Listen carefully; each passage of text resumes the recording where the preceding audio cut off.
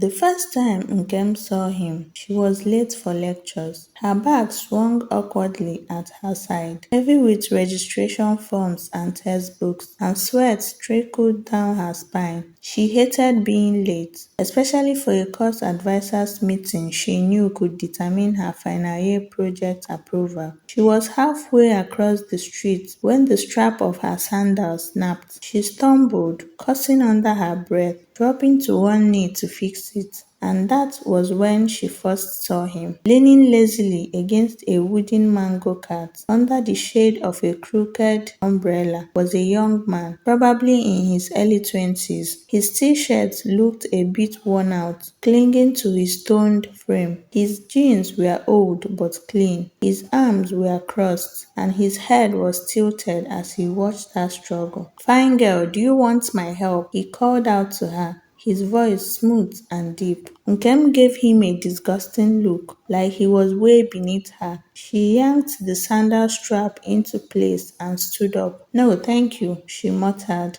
gathering her things and hurrying away. Behind her, she heard him laugh, amused and unbothered. Where did this one get his audacity from? She thought to herself. But after that day, she started to notice him more often. Every day, on her way to lectures, there he was, lounging beside his mango cart, like he had all the time in the world, sometimes whistling, sometimes tossing a mango into the air and catching it one-handed, always with the same lazy grin. At first, she ignored him, focusing on her books, her assignment deadlines, and her dreams. Her parents didn't send her to school to make friends with mango sellers. She had come to school to better her life, she thought to herself. But it became harder to pretend he wasn't there, especially when he started calling out to her. "Good morning, Miss Cotcot Sandal. Fine girl. One day you will smile for me. It's just a matter of time." Oh. Nkem would roll her eyes and mutter under her breath. Sometimes she would glare at him like he was crazy, but over time she began to look forward to it. Nkem's first real conversation with the mango seller happened by accident. She had missed breakfast after an early lecture. Her stomach growled embarrassingly loud as she passed the mango seller's cart. He heard the sound of her stomach, and without a word, he tossed her a ripe mango. She caught it, surprised. "First one is free," he said, winking at her. She hesitated, pride and hunger fighting inside of her. But before her pride could win, her teeth were already biting into the juicy mango right there, its juice dripping down her chin. It was hands down the best thing she had tasted in weeks.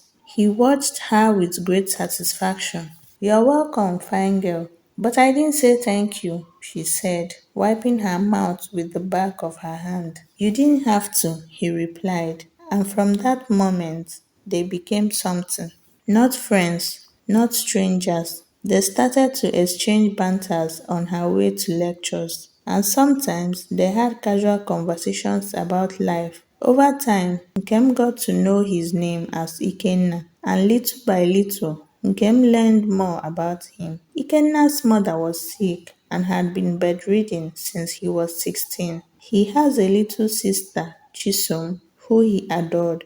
He was very brilliant and top of his class while he was in secondary school. He had won a scholarship to study engineering at the university, but life wasn't fair. His father had died suddenly due to heart failure, and his mother's illness had eaten the little money they had left. None of his uncles stepped up to help them, and no scholarships could save a boy who couldn't afford transport to school. So he dropped out of school and started selling mangoes to support his family as the first son. "I'm not ashamed of my hard work," he said one evening, tossing a stone at a can while she sat nearby, pretending to read.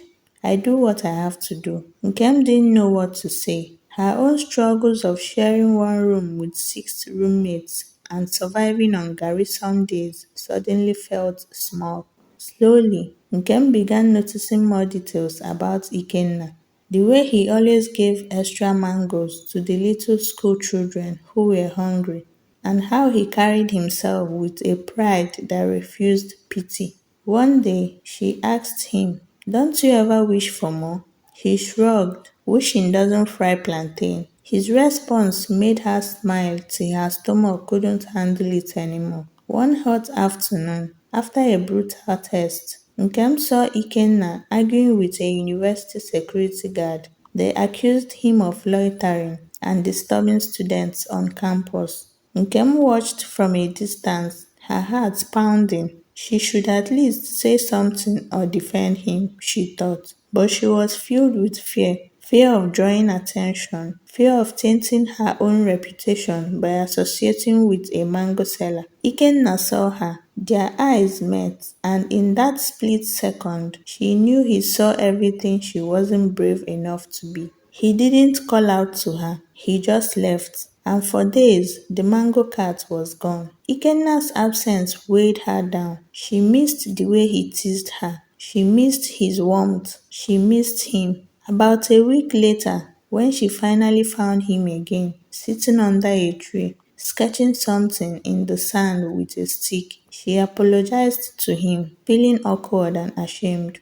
"I got scared," she admitted. "I know," he said quietly. And after a long silence, he said, "But next time you're scared, just remember that mangoes don't bite." She laughed, and they both felt relieved. A few weeks later, something unbelievable happened. One professor, a kind old man who loved mangoes and hated injustice, noticed Ikenna's intelligence, and after asking him questions and listening to his story, he decided to assist Ikenna financially. On that fateful day, Ikenna ran towards Nkem, clutching his new admission letter, grinning like a madman. Nkem screamed excitedly and threw her arms around him without thinking. He smelled like mangoes. "I'm back," he said into her hair. "I know," she whispered. That drew attention to them, but in that moment, nothing else seemed to matter to both of them.